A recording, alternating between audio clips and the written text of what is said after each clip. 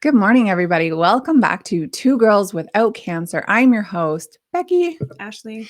And we are back with another fantastic guest today.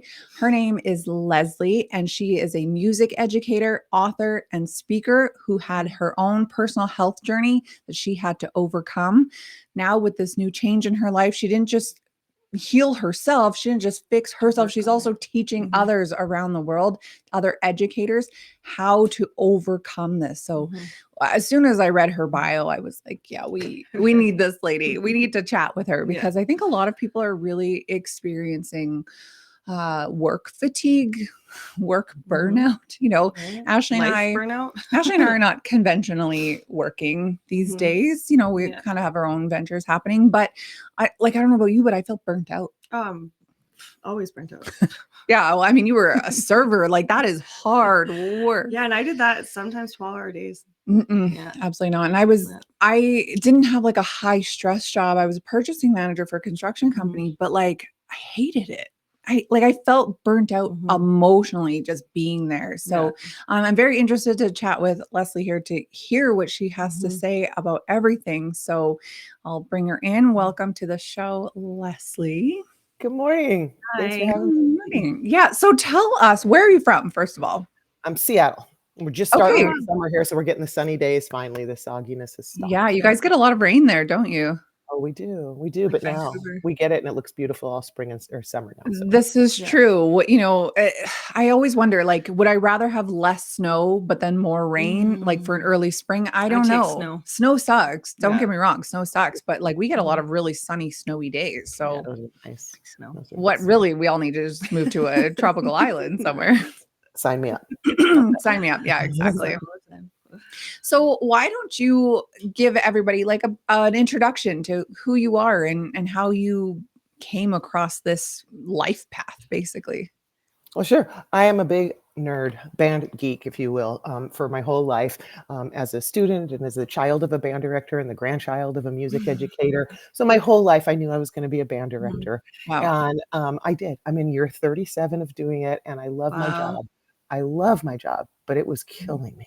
There was like this vivid turning point. Well, first of all, the job I had for most of my career, I taught high school band in a very large school where I was responsible for everything. My first class started every day at 6:30 in the morning. 6:30 in the morning, the jazz band blasting in my faces. Yes, that's real.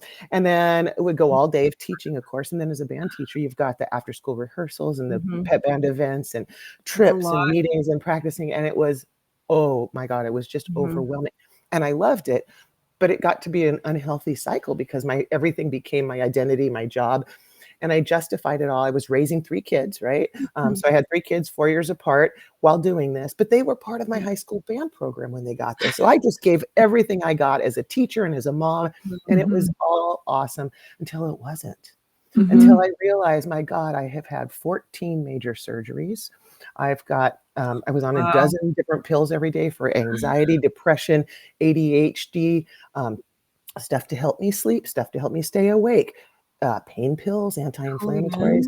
I should be dead. I should be dead. And I would often, a balanced meal for a lot of the time would be a bottle of wine in one hand and the glass in the other after a long day if I didn't have an evening activity because I was just exhausted and numb.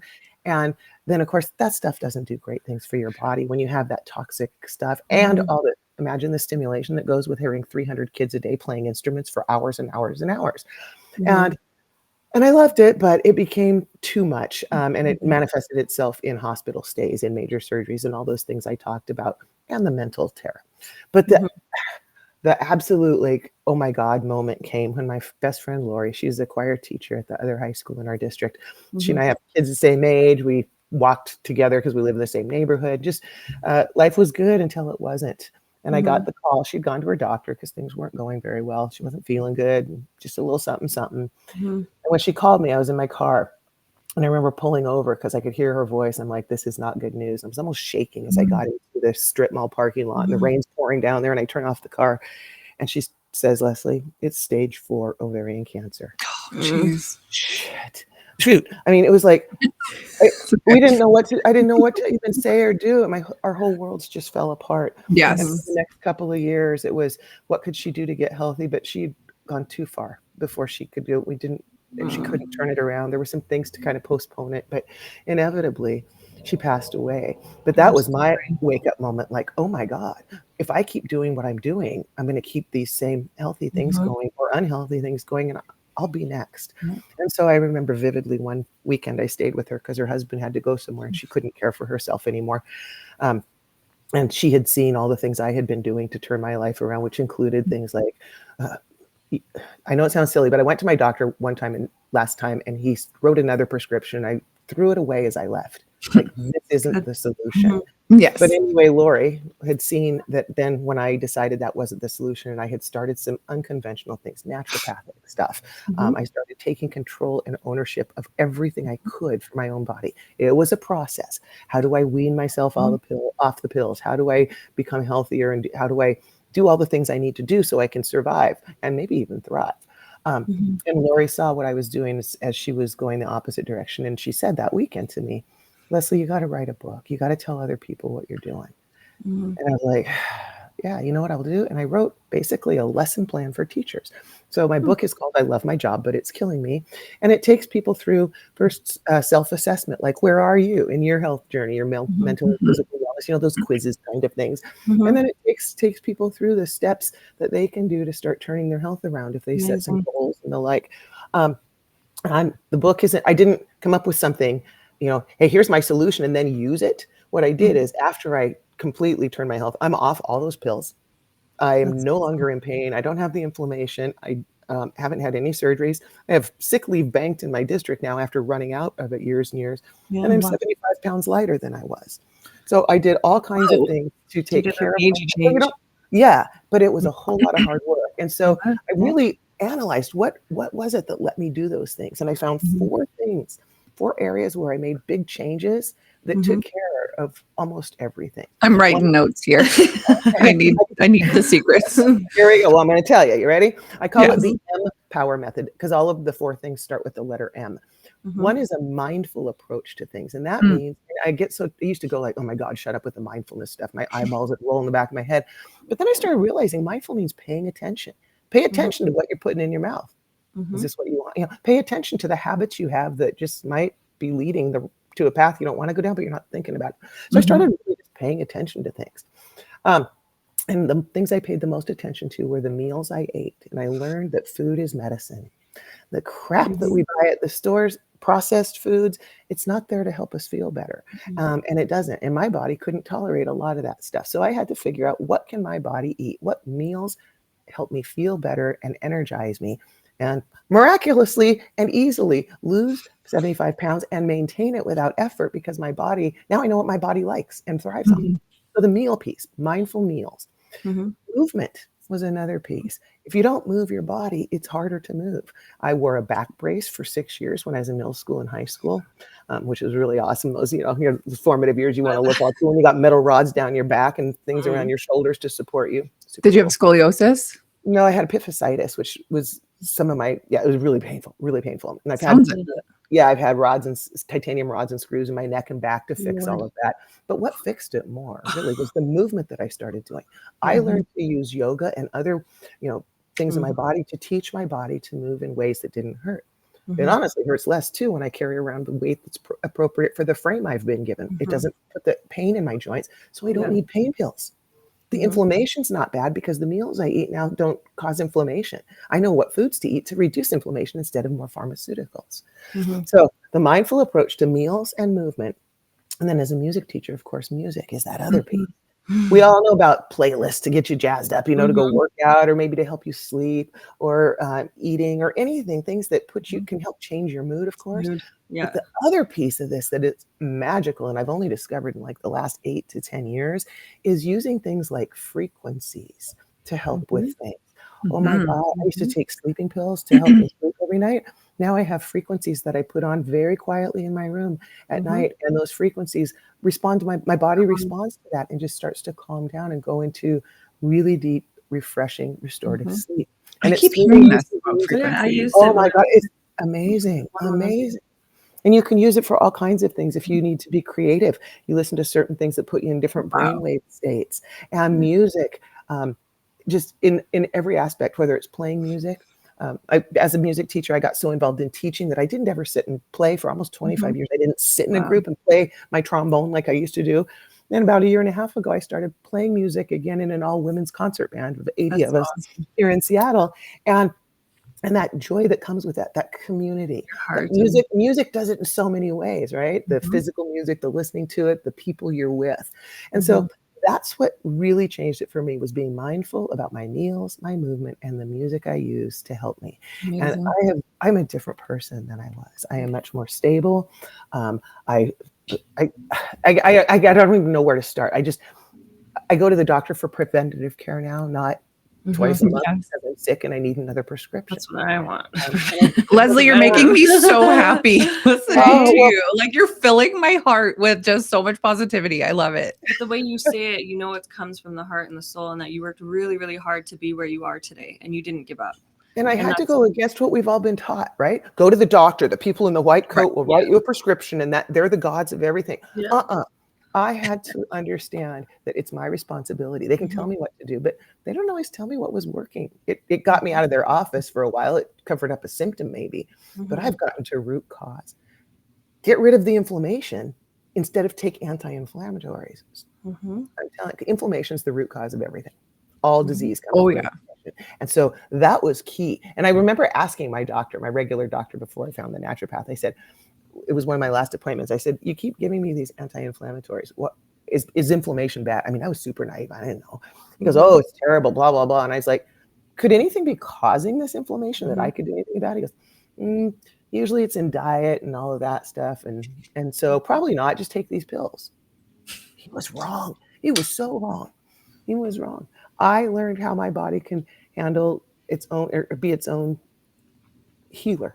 I know our body's best. Oh my gosh, sure we do. And I mean, I went to an acupuncturist once, and he explained to me, because I had all these issues going on, and it was the first kind of thing I had done outside of natural or regular medicine that I had grown up with. And I was telling him about gut issues I was having. And he starts putting these needles like in my forehead and on my foot. I'm like, he did not even listen to what I said. He's as far as that is to be. I was about to write him off. And then I asked him, I go, why are you doing that? And he talked about the meridians and all the connections. And pretty soon I started to almost feel these electrical currents. And it was just fascinating to me. I thought, there's so much out there I don't know. It's been a huge learning curve.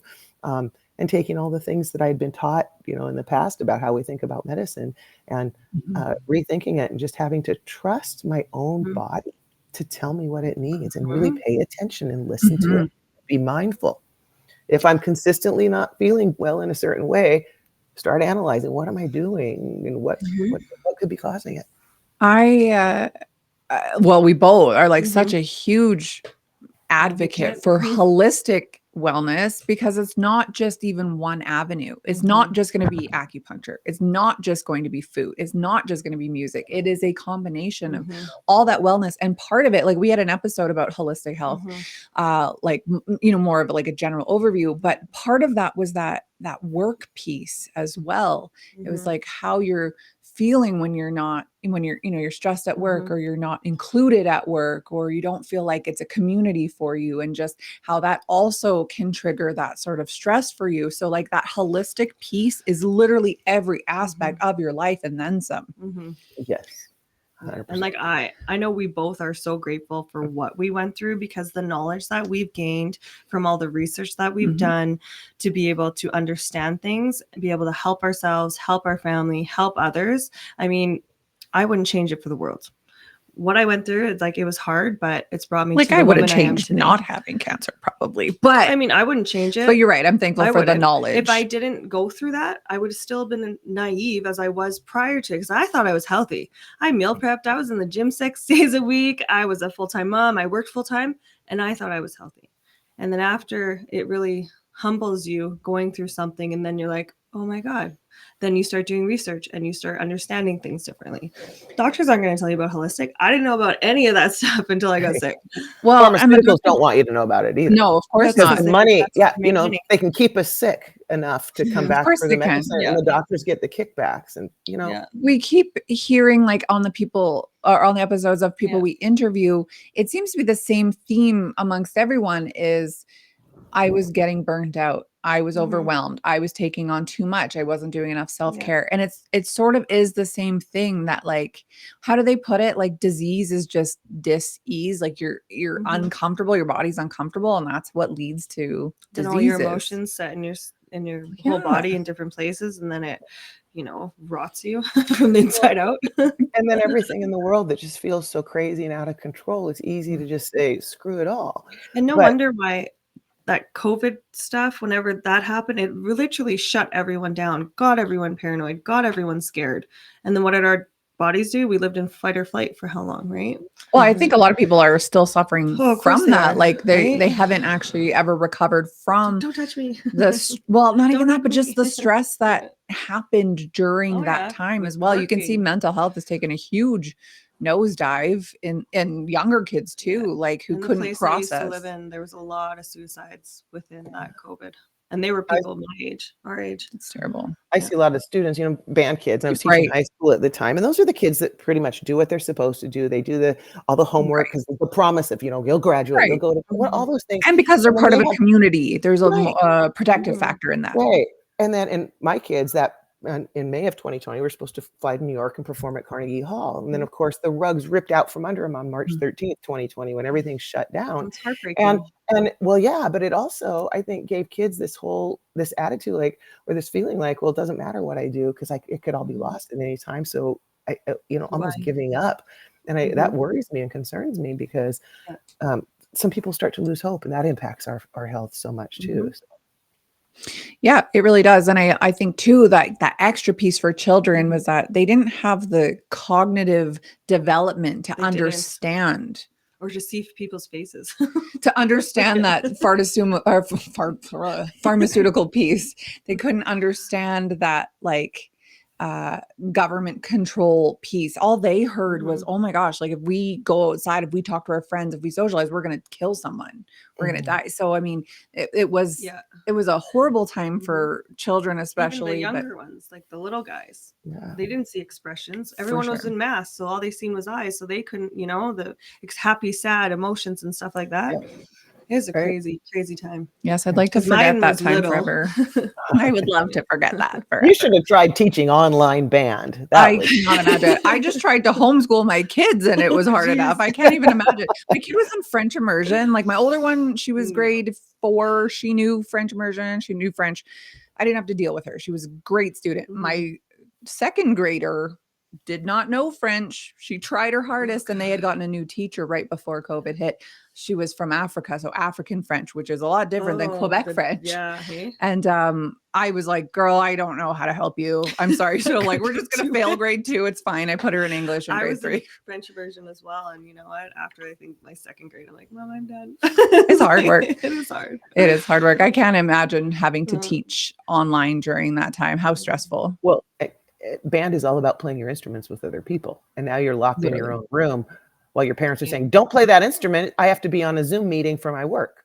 Mhm. And so now I've got to teach kids how to get onto Zoom and then come up with all new curriculum on the spot. Yeah, it And was I'm thinking too, traumatizing. like an internet lag. So if everyone's trying to play in time and Oh, someone's internet's right. a little slower, It was what a nightmare. No wonder Just you were not in stressed out. sync. yeah. But if the pandemic had hit 10 years ago, my coping mechanisms were not there. I would have Mm. Yeah. fallen apart. I was mindful of, oh, we're in a weird situation. I tried to maintain the routines as much as possible for myself and Mhm. my students where we could. And I took a different approach to it than I would have if I hadn't gone through what like you said, Ashley. I'm glad I went through all I went through Mhm. because it's given me so much more, a bigger Yeah. toolkit for myself and for others. I Mhm. think a lot of us don't even understand that we don't know how to cope. So I've been seeing an occupational Yes. therapist I agree. lately. Never seen one my entire life, but I figured like as I transition off of disability and into working Mhm. again, let's see an occupational therapist. And as it turns out, I don't cope with anything. All I Mhm. do is just repress and move on. And so it's like I went there with the intention of like career counseling and like preparing myself for the workforce.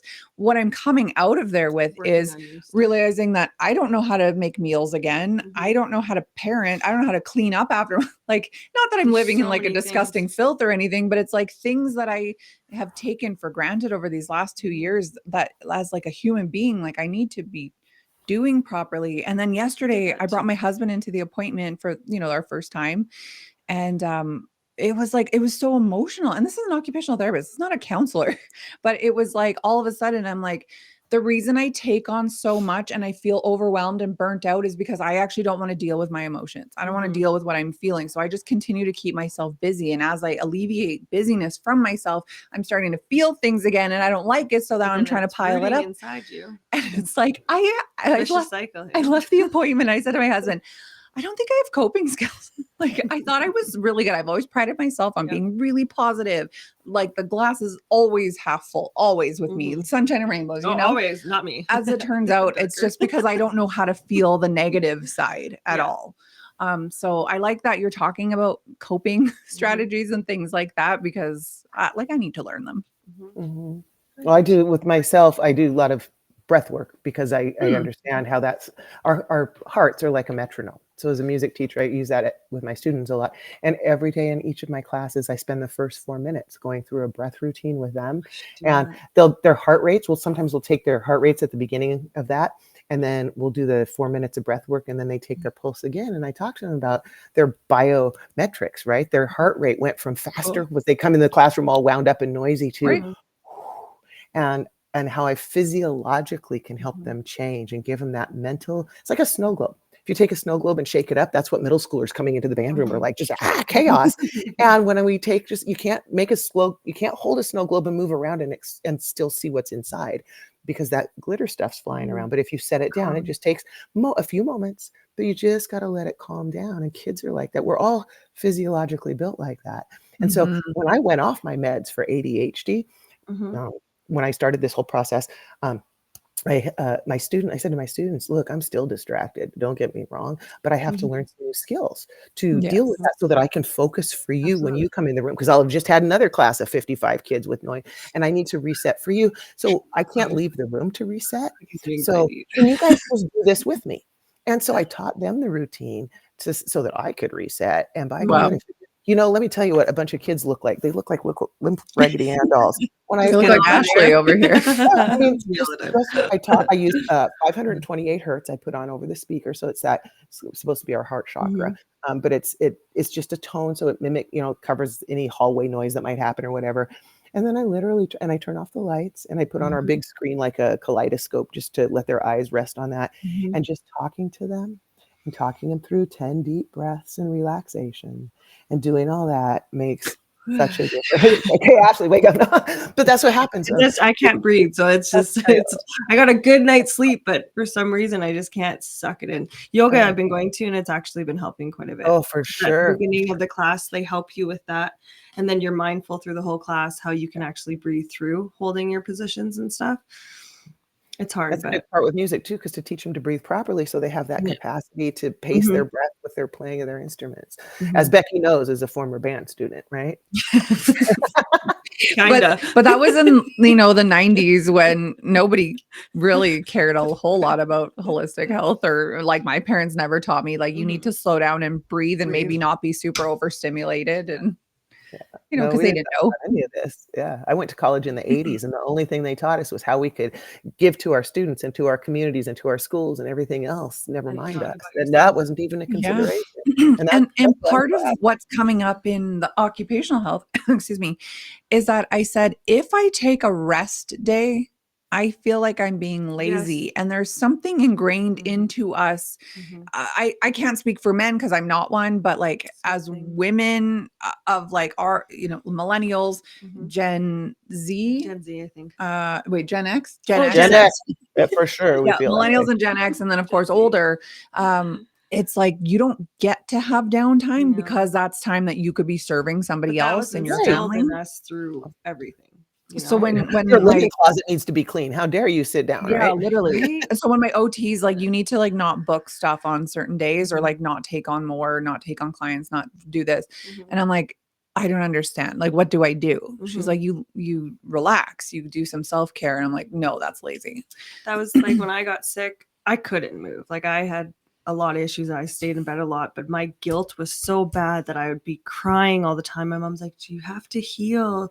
She's like, "Just it's okay." And I'm like, "I can't do anything." Or then when I'd have a good day from being in bed for how many days, and then I get one day, and then I would try and do as much as I could, and then I'm burnt out again for another week. Yeah.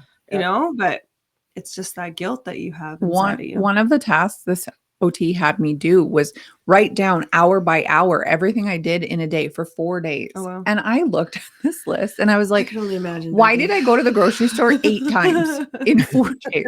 You know, I could have why sent my did I- husband. No. yeah, like I just enjoyed it, I guess. I don't know. And then it also had like mood and energy, and I had to rate those on a scale from 1 to 5 as well. And it was like all these times that I had like it packed up with this event, this event, this event. It was like my mood Empty. and my energy were a lot lower, and that's what she keeps pushing. It's like you can't give to anybody if you are empty, if you are burnt out. And she's like, and now look how many days after you have to recover because you overdid it.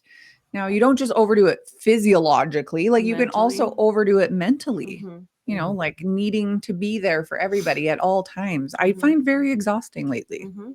I was You know, the my same brain as- was like that. Yeah, I could be home, but I was still thinking about school all the time. Like, what should I do Yeah. for this? Or let me go upstairs and lesson plan or whatever. And it's like, I'm over that. Let me tell you now. My Well, ego was you so take big, and I had, yeah. So Like I think you can love your work and that's great and we all have to do it to pay our bills and get along, but like I also think that it should be a hard stop kind of when you leave. You know, and it's not for and most it's people. hard. Most that's people are working from home, and especially now, because it's so accessible to work from home after hours. And think about it. And on vacations, I know all my vacations, I was constantly working, and it's like it's not fun for everybody who comes with you No, on and that's not vacation. fair, you know, from a That's not workplace. fair. I remember having surgery in I remember 2021, you saying that. and Crazy. I took a nap when I got home, and then I woke up and I had to do emails. And then I had another surgery a year earlier than that. And I was literally emailing from my husband was pushing me to the car in my wheelchair, and I was emailing, and I got one that was like, why didn't you respond to my email? And I was like, I don't know. I was on the table having my Had a stomach surgery. fixed. Like, so it was like, it was everyone kind of puts this pressure on you. But if you don't set your own boundary, you will let them put that pressure on you. And no or, consideration. yeah, I remember sitting in chemo appointments with Lori with laptops. And that's where the phrase, I love my job, but it's killing me came up, is because, like, why are you in chemo? And we're sitting here planning band festivals and choir festivals. This is absurd. And I remember one of the people who helped me get better was a therapist to help me, you know, do things like set boundaries. And she said, I was telling her a story about I had amazing parents and band parents and all this, but there were one or two that overstepped some serious boundaries. And I'm talking showing up at my house to turn in late assignments so that a Stop. kid, no, not even kidding. And Yuck. literally, as I'm telling the therapist this, my phone kept buzzing. Because, do you want to check that as an emergency? And I look, and it was the woman that had been. No. The And parent. she goes, okay, Yeah. you have a problem. She doesn't, you haven't put up boundaries that are visible enough to her. She said, so your homework, and this was in August, many years ago. She said, your homework is to write a cover letter for your syllabus that outlines things like boundaries, when you are available, when people, and how people should contact Don't you. you dare show up at my house. Well, and she said, do you want people to have your personal phone number anymore? Blah, blah, blah. And I was like, oh. And so I wrote it all up, and I was terrified because it said, you know, I'm available between these hours. Please use school email to contact me, blah, blah, blah. And I was like, oh, I'm such an important person. This is really going to upset people, you know, the ego again. And I sent that out, and I was prepared. And I did get several emails from parents about this. And every email said, good for you. We've been watching people Wow. take advantage. And I was like, yeah. And it was Oh, important. I thought you were being mean. I was like, It made for well, I was expecting the mean, honestly. Okay. But it made for a healthier environment. And Glad it worked. when kids understood too that I wasn't just going to, you know, oh, you didn't learn it in class, I'll stay after school and help you again. No, if you're working your butt off in class and still need help, sure. But if you're farting around in class, that's well, I'm not staying after school to help you anymore. And I know that sounds harsh and horrible, but you know what? We became a whole lot more efficient with our class time. Yeah, and parents respected the boundaries, and the like, and my admin was super supportive, but it was really hard. It was hard because I'm Mhm. a people pleaser, and the band, they'd always want the band. Oh, could the band come play for this? Just one more event. They didn't understand if I just took the band to an event, it was board approval for a field trip, all the forms, I mean, just everything. So nothing was just a quick show up and play a song and leave again. And I had to learn, how if it's not a hell yes, it's a no, right? I had to Mhm. really look at, is this Mhm. really good for my students, my program, and for me? I'm And if gonna the remember answer that. is If it's not not hell a yes, hell then it's no, yes. yeah, and No. that's the way I've started to do things. And I love sometimes that. I feel a little bit bad if I say no, but I don't feel as bad as I do if I'm showing up to something that I really resent. That's Mm. true. I took a Mhm. phone call the other night from my mom. Well, actually, I had to call her. I just needed to ask one question, but my husband knows if I'm calling my mom or she's calling me, that's a 45-minute phone call. Mhm. My mom lives down the street from me, but we have these phone calls. So it's 10 o'clock at night. We're watching a show, and I was like, I have to call my mom and ask her a question. And he was like, and I said, no, it's going to be 1 minute. I promise. And so I get on the phone with her and I said, Mom, I have 1 minute to ask you a question. She goes, why only 1 minute? And I said, because I don't want to be on the phone for 45 minutes. Mhm. And then I felt bad about it. But then To I was like, be no. And then extending she it. actually heard it and was like, she answered my question and was like, now go, get off the phone Mm. and go. And so I told OT this yesterday and she goes, and do you think you would feel bad if your friend called you and said, hey, I only have 1 minute to ask you this question? I said, no, not at all. She goes, so don't feel bad that you did Mhm. that. I set a That you set a boundary that boundary I've and it never had yeah, before. And it was nice that's because good. I find I'm just more like, uh, A people avoiding everything pleaser? because I want to people please. Yes. And so at one time in my life, I'd have Same. all my emails answered, all my texts answered, all my messages answered, Instagram, everything was done. Now I've got piles of them where it's like I can't keep up because it's like if I don't have all to give to them, I have to give them nothing. And it's like I'd like to give them like a partial A little amount, bit. but Mhm. I'm not there right now. I'm in that like, Well, and that's being mindful, right? You're using yeah. that Yeah. piece and where you are in your life and your kids, and that changes. That's what I've learned It too. I mean, does. I loved Mhm. teaching high school band. I mean, that was my goal the whole time. I did it for decades. Mhm. But then I became mindful of the fact that I'm almost 60 years old. I don't need a 6:30 a.m. class. I'm still up at that hour, Mhm. but I don't want to be listening to blah blah blah blah That's blah in your their time. face. Yeah, No. exactly. That's I your know. time. So yeah, and so I was like, I don't know what I'm going to do. Maybe I'll have to leave teaching and all. Long story short, I swapped jobs with the middle school band director. We're on the same campus. I'm in the same community, but I only work from 11 to 3 now. There I've you gone to go. part-time. Very good. That's Love doable. that. Yep. And I teach 4 classes a day. And so again, I wouldn't have wanted to do my whole career like that, but Mhm. it's perfect now. And so, and then the next step obviously would be like retirement down there. So we have to be mindful of as our life circumstances Changing. change, so can our goals and our desires and the way we handle them. Yeah. Did So you find I know for Ashley and I, it definitely did, like, just your health really did change your perspective because all of a Mhm. sudden you're aware of, like, how important you actually are. Like, Mhm. you yourself are such an important being, and your health is obviously number 1 to Mhm. you. And so, like, I found that both of Mhm. our perspectives on friends, socializing, people pleasing, all of that has changed Changed. over these last 2 years because I And don't it's know. it's such a breath of fresh I air just feel like I to don't be have like, time to people please. "Ah, I well, can breathe." yeah, and you get to know who you are, and then Yeah. here's what I You am, like it or not, I'm not gonna turn into what you need me to Mhm. be anymore, and that was a huge growth thing for If you me. keep allowing it, that just shows what you'll put up with people, and that's Well, I awful. think for people pleasers and non-boundary havers, Yes. we really want to go that extra step to make sure we're well liked and to make sure everyone's comfortable and happy at Happy. your demise, really, Yeah. Mhm. like at It's your true. expense. Expense. So it's like, yeah, I haven't gone back into an office setting for work, but like before, I'd always want to like, oh, let's go for drinks. Oh, let's get to know it. Now I don't care. Don't invite me to Mhm. anything. I was I don't never want to that. I go. was like, "No, I'd People. rather go." No, and I always was. I was always out at the expense of my Mhm. family time or me Mhm. time or When I whatever. was younger, I was more like, No, I was always like this. "Yeah." No boundaries. Oh, someone's got a thing to take on. Well, Mhm. I'll take on Ugh. more. Like the other day, Mhm. I showed my husband, I'm like, I bought this binder. I bought these binder sheets or whatever. I'm going to make Mhm. this whole thing for my kids' track and field club. And he goes like this, did Maybe. you just take on another thing? And I said, yeah, but the track meet just happened a week ago. That means I have an entire year to do it. Now, granted, next May will come and then I'll start to do it. It'll be a last minute thing then, right? But I was like, I don't feel overwhelmed taking this on. Number one, it was my idea. Nobody asked me to do it. Number two, I just love a good organization. Yeah. And number three, I have a year to do it. So like that was like a constructive thing that I took on, but he saw it and he was just like, are you serious right now? It was a hell yes for you. It was a hell yes for me. Yeah, I mean, like, I can tell from the way you're talking about it that I was feels excited. Yeah, because it was like we went and we set up for this track meet and it was chaos. And everyone kept complaining to me about how chaotic it was. Like, And I'll fix it. it was like, I got this. I'm like, not only am I going to fix it, but like everyone's going to know that Becky fixed it. You know, it was a hell yeah for me. It's a great feeling, actually. But it's like things like that, they fuel me. I don't feel burnt out by it. But you have to there make are room for those. definitely- You have to make room for those things by not doing the other things that don't allow you to do the things that bring you joy.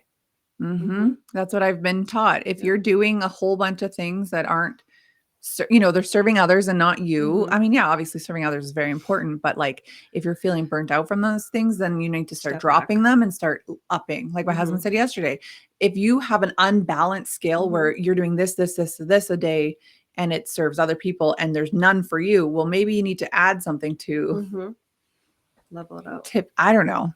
I'm still working on it. We're works in all are. progress. I think every single one of us, until the day that we go, we're always working on something. That's fair. If you're not, then I was going to say, or we're not. And there was a long, you know, when we're not working on ourselves and we're so busy working on other things. For me, I had to get so bad that I ignored things or covered up symptoms for as long as I possibly could until I was like, I am at a fork in the road. I'm going to go this way or that way, and I can't. If I go that way, it's over. There's just such a stagnancy in your life though if you live like that. Like for me, I am that go-getter where I'm like personal development, get better, be the best version of myself. I know a lot of people are not like that. They're okay letting life happen to them. They're okay being the victims, you know, where everything is bad for them. But it's like for me, it's like I know how hard I'm struggling and I am in that mindset of like go out and get better. So I can't imagine like the mental piece going on in people's heads who actively have no idea that there is a root cause to things. You know, these people who are on 10 medications who think, oh, well, my body's doing this, my body's doing that. I can't do anything to change it. Like I can't they're imagine. also told that, and they're scared into that. Yeah, that was you. You're right. Yeah.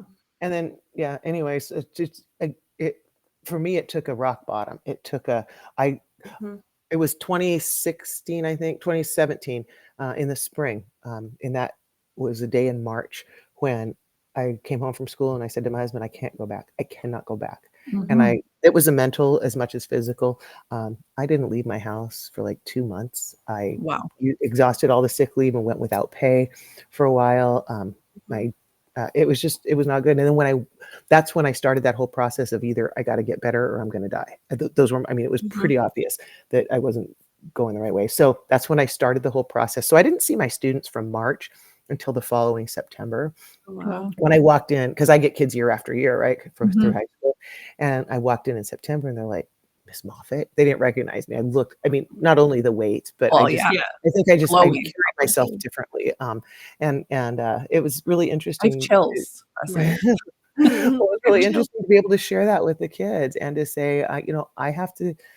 I told them a bit of my story. I didn't go into tons of detail, but I said I've really had to work hard at becoming healthier because I started to see what was happening, and part of it was this job. And so things are going to change.